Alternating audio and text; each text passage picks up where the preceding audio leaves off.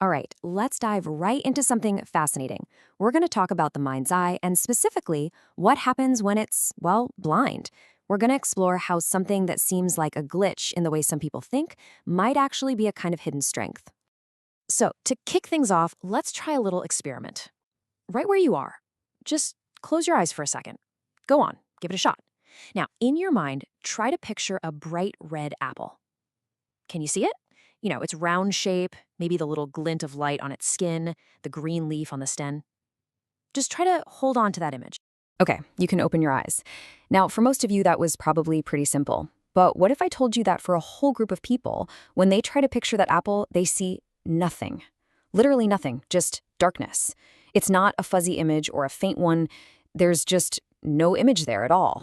So yeah, this thing actually has a name. It's called aphantasia. It's the inability to voluntarily create mental pictures. And it's so important to get this straight. This is not a disorder. It's not a problem. It's just a different way of thinking, a completely different wiring for your inner world. So what's actually going on in the brain to make this happen? Well, to understand it, you have to know that it's basically a tale of two different kinds of signals. See, our brain makes images in two primary ways. You can think of it like a company, right?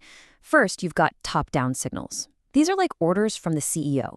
You consciously decide, okay, I'm going to picture an apple now, and the executive part of your brain sends that order down to your visual cortex. But then you also have bottom-up signals. These are more like random reports from your team in the field. A certain smell suddenly makes you remember your grandma's kitchen, or a song pops a memory into your head. That's your senses sending information up without you even asking for it. So, how does this link back to aphantasia? Well, the leading theory is that it's all about that top-down pathway.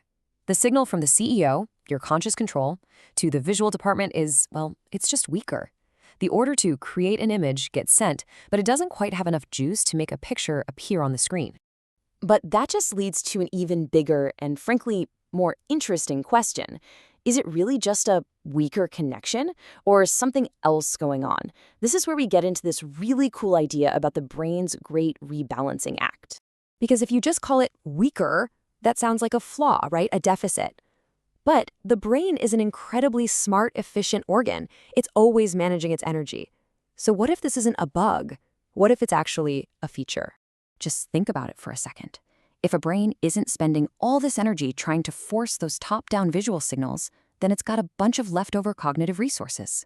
And one thing we know about the brain is that it never lets energy go to waste. So the million-dollar question is, where does all that extra energy go? And this leads us to this really exciting possibility, the idea of a cognitive trade-off. What if not having a mind's eye actually makes other mental skills stronger, creating a kind of unexpected superpower? The logic here is actually pretty simple. So step one, the brain isn't burning a bunch of energy on that deliberate top-down visualization. Step two, all that saved energy has to go somewhere, which leads to step three, it gets rerouted, maybe beefing up other mental functions. It's a classic trade-off. So where might that energy be going? Well, research points to a couple of fascinating possibilities. For one, it could be strengthening those bottom-up signals. That could mean that even though someone with aphantasia can't choose to see a memory, their spontaneous pop-up memories might be way more intense or frequent.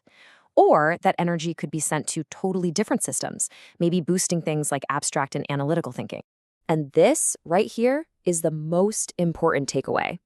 We're not talking about a brain that's broken or lacking something. We're talking about a brain with a different cognitive architecture. It's just optimized for a different kind of thinking, trading that voluntary imagination for other potential strengths. Thinking about this really forces you to kind of zoom out and rethink what our inner world even is, and it has huge implications for all of us, whether you have aphantasia or you have the most vivid mind's eye imaginable. I just love this idea. The brain isn't one standard issue machine that's the same for everybody. It's more like a beautiful, complex mosaic made of all these different strategies and ways of working. And each unique configuration is perfectly adapted to its own inner world. We walk around assuming that everyone else experiences the world inside their head pretty much the same way we do. But things like aphantasia prove that our internal landscapes are unbelievably diverse, and usually they're completely invisible to each other. The person right next to you could be thinking in pure concepts while you're thinking in movies. And that leaves us with one last big, thought-provoking question. Aphantasia really challenges us to reconsider what we label a glitch.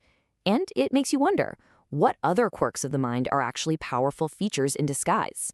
What other hidden strengths are just waiting to be found in this vast, amazing mosaic of the human brain?